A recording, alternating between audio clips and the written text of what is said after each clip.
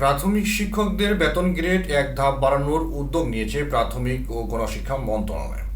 প্রাথমিক ও উপানুষ্ঠানিক শিক্ষার মান উন্নয়নে গঠিত পরামর্শ কমিটির সুপারিশ এবং আদালতের রায়ের আলোকে এই উদ্যোগ নেওয়া হচ্ছে।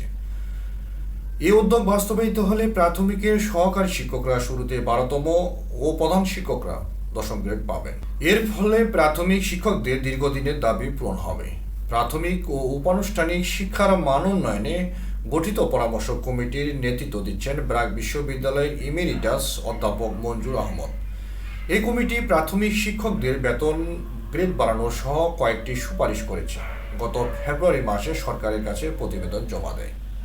মন্ত্রণালয় সূত্রে জানা গেছে, এ বিষয়ে পদক্ষেপ নিতে সরকারি প্রাথমিক বিদ্যালয়ের প্রধান শিক্ষক ও সহকারী শিক্ষকদের সুপারিশ করা উন্নীত গ্রেডে অন্তর্ভুক্ত করার জন্য প্রাথমিক শিক্ষা অধিদপ্তরকে নির্দেশ দিয়েছে মন্ত্রণালয়। পাশাপাশি বেতন স্কেল উন্নীতকরণের চেকলিস্ট অনুযায়ী প্রস্তাব দিতে অধিদপ্তরকে নির্দেশ দেওয়া হয়েছে। সম্প্রতি অধিদপ্তরকে এই চিঠি দেয় মন্ত্রণালয়।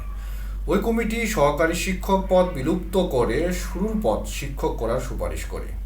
এক্ষেত্রে শিক্ষক হিসেবে শুরুতে বেতন গ্রেড হবে 12তম, এরপর 2 বছর পর চাকুরি স্থায়ীকরণ ও আরও 2 বছর পর তারা সিনিয়র শিক্ষক হবেন।